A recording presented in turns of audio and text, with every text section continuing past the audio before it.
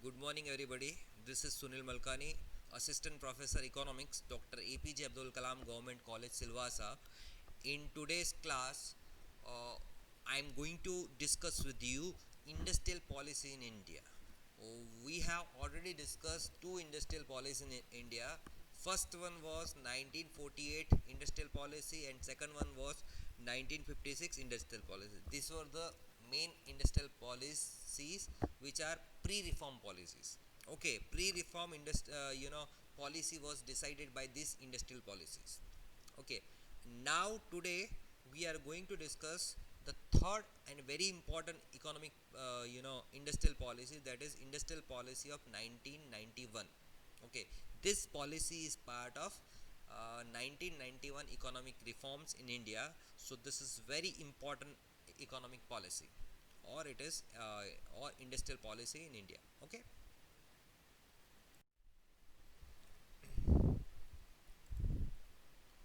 Uh, Friends, Industrial Policy Resolution 1991 is a milestone in India's industrial policy. India's industrial policy after economic reforms was very crucial for India's economic reforms and the policy decisions we have taken. For that, this policy is very important. uh, we will discuss some of the major points of industrial policy resolution 1991. Okay, this is also called as new industrial policy. Okay, because India's economic reforms in 1991 was based on this policy. Okay, so uh, let us discuss first point. It was part of economic reforms policy 1991. As I told you, this policy is part of economic reforms policy 1991. Main objective to was to unshackle Indian economy from administrative and legal restrictions. Okay, pre-reform, before economic reforms of 1991, the Indian economy was restricted by many administrative and legal restrictions. So what this policy aimed was to unshackle Indian economy, unrestrict Indian economy, free Indian economy from administrative and legal restrictions. So this is very important thing you should understand about this policy. Okay, so let us discuss some of the salient features, means main feature of this policy. Let let's discuss this. First main feature of industrial policy resolution 1991 is delicensing. Okay, before 1991, if if any private entity wants to start new business, new industry, okay, that entity has to take license from the government. Okay, this system was called as license Raj. Okay, there was lot of administrative and legal restrictions, and there was lot of bureaucratic restrictions, bureaucracy.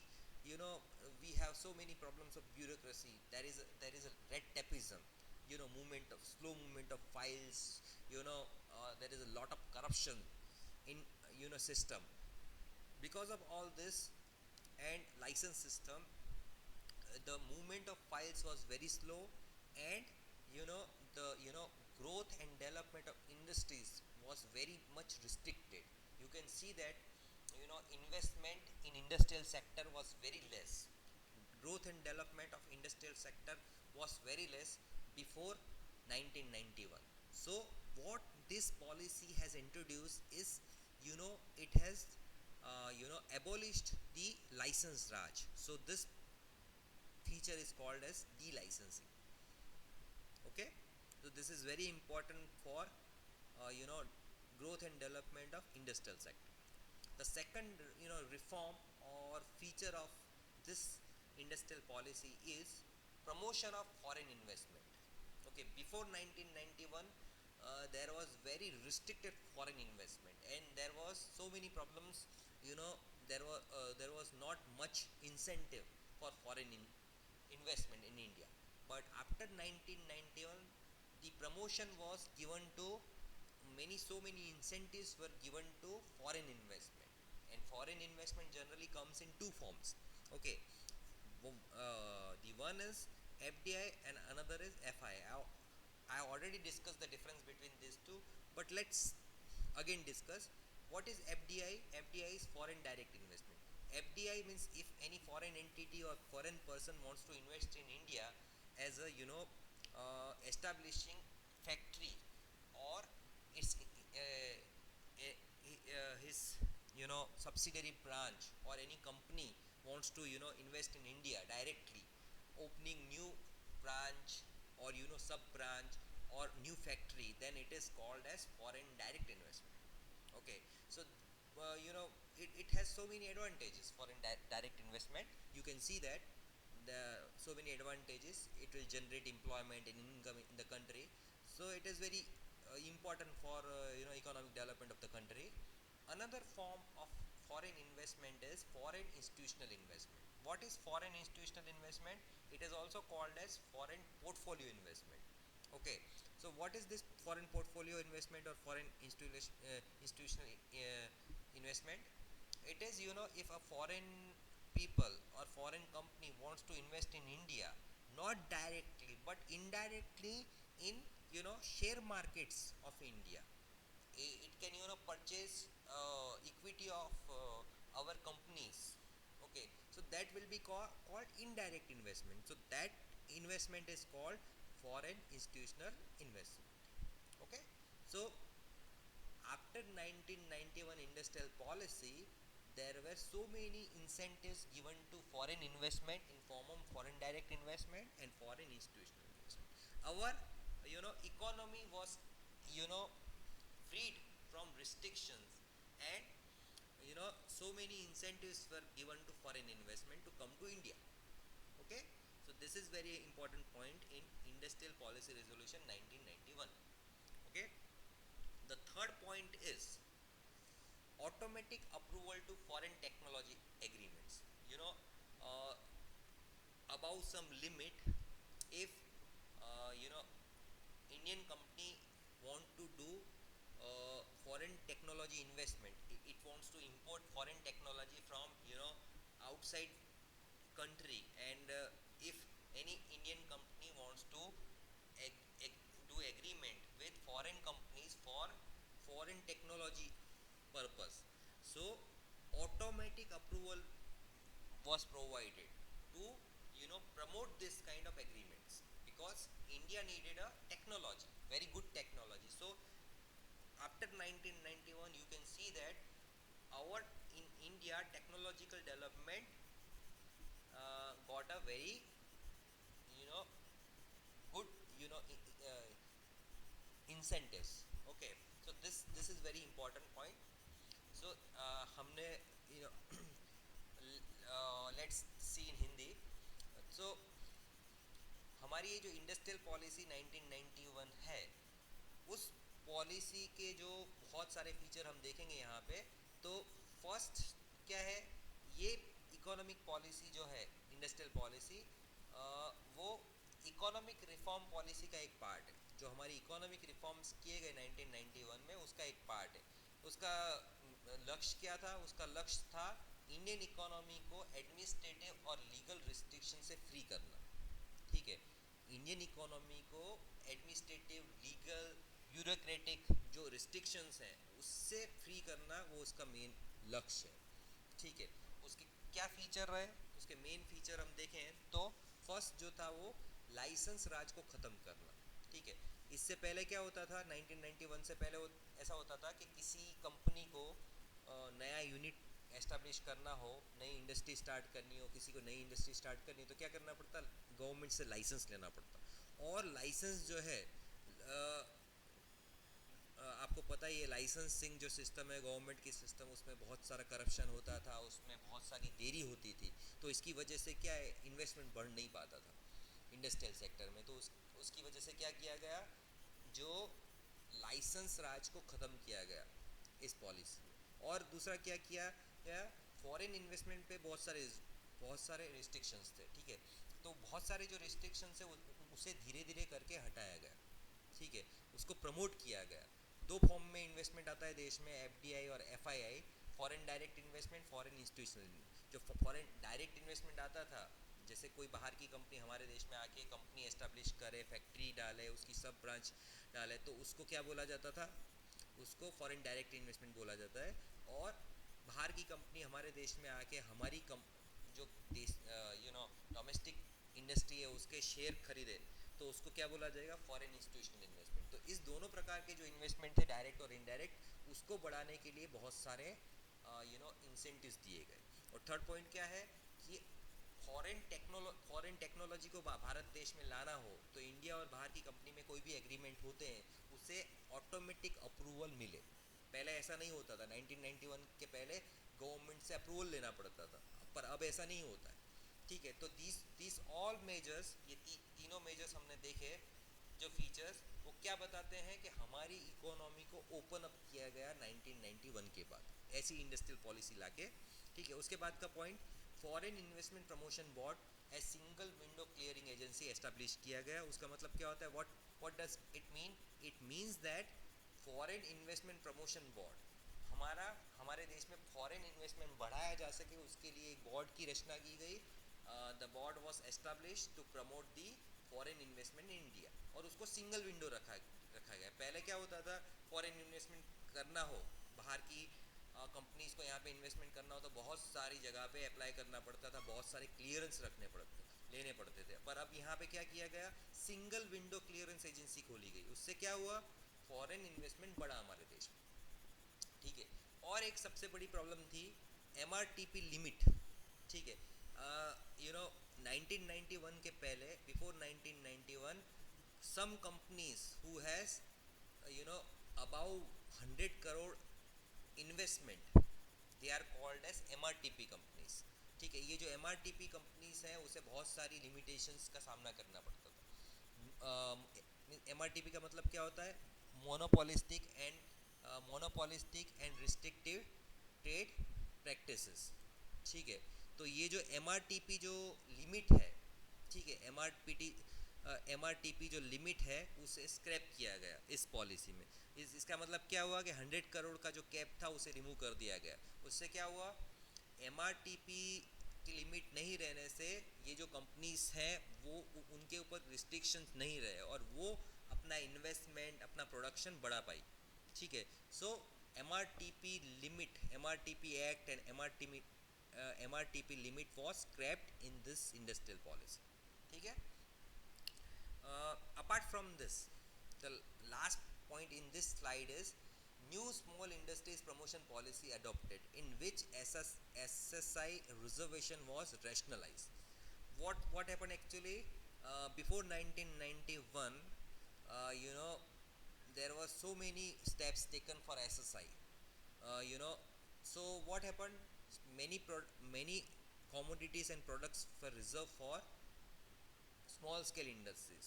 So what happened, big large industries could not invest in this kind of products. So this was the problem.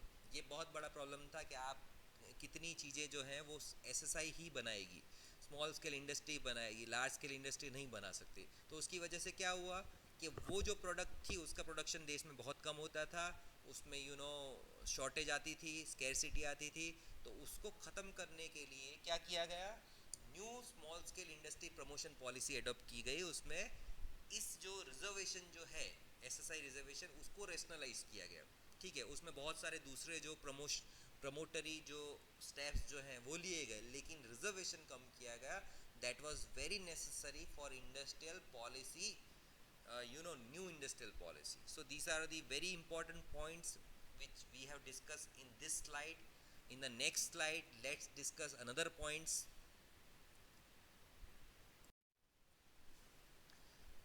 Industrial Policy Resolution 1991, another point we are going to discuss. दूसरे कितने point हम discuss करने वाले हैं यहाँ पे। सो इस slide में आप देख सकते हो कि 5-6 पॉइंट और हैं जो हम डिस्कस करेंगे। Let's discuss one by one. The first one is role of public sector to be reconsidered and reconstruction of sick PSUs and autonomy to efficient PSUs. Okay, let's discuss this. Public sector was given very much priority in industrial policy 1956.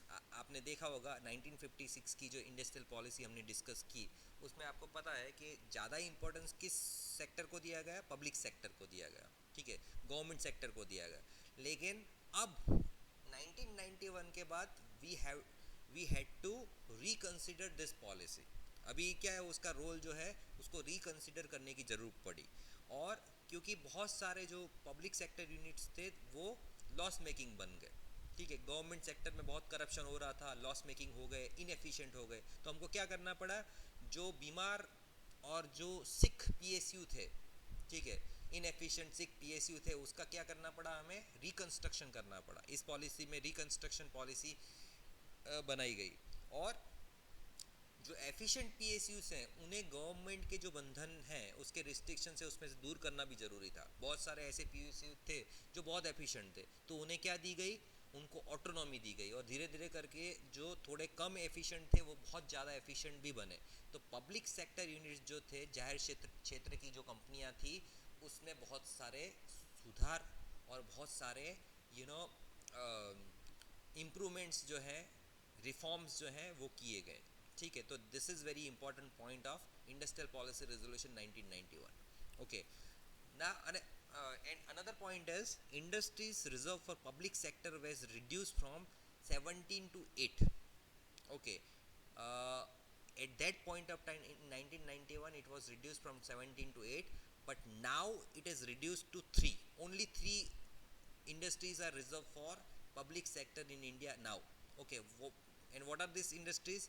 Atomic energy, minerals of atomic energy, and rail transport. Three are only reserved for you know public sector. And presently, abhi in 2020, you can see that rail transport is also coming out of this list. अभी आपको पता है private train जो है वो चलने लगी है, ठीक है, प्राइवेट ट्रेन। तो रेल ट्रांसपोर्ट को भी धीरे धीरे करके इस सेक्टर में से बाहर निकाला जा रहा है, और इन दोनों सेक्टर को भी धीरे धीरे करके बाहर निकालेंगे ऐसा लग रहा है। So industries reserve for public sector is you know technically, or it is practically now reduced to one, I think one or two, or it will come down to zero. Okay, तो धीरे धीरे करके privatisation जो है process बढ़ने वाली है, because private industries are more efficient. Okay, and if government is not efficient, then private sector only have to work, because, and this is debatable issue, we will not discuss this issue now, okay, what is whether public sector is more efficient or private sector, and whatever whatsoever, there it is debatable issue and political issue anyways. But this industrial policy resolution 1991, main processes which started in after this are privatization, liberalization, and globalization. Our Indian industries were started to be privatized, they were started to be liberalized and globalized. These three processes started all together, ठीक है। हमारे देश में privatisation, liberalisation और globalisation जो है वो 1991 से मेजरली स्टार्ट हुआ, ठीक है। इस टाइम पे उसके बाद क्या हुआ, जो डिसइन्वेस्टमेंट प्रोसेस है उसे भी इनकरेज किया गया, ठीक है।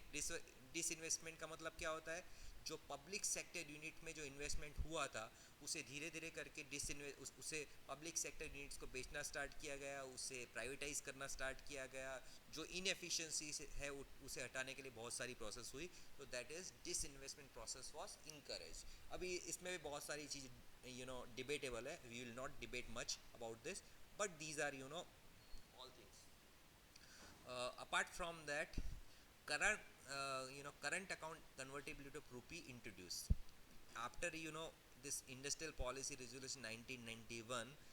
Current account was of you know in balance of trade payment account, current account was made fully convertible. Why it was made fully convertible? Because to encourage the international trade, export and import, what happened, we need to give full convertibility to rupee in current account.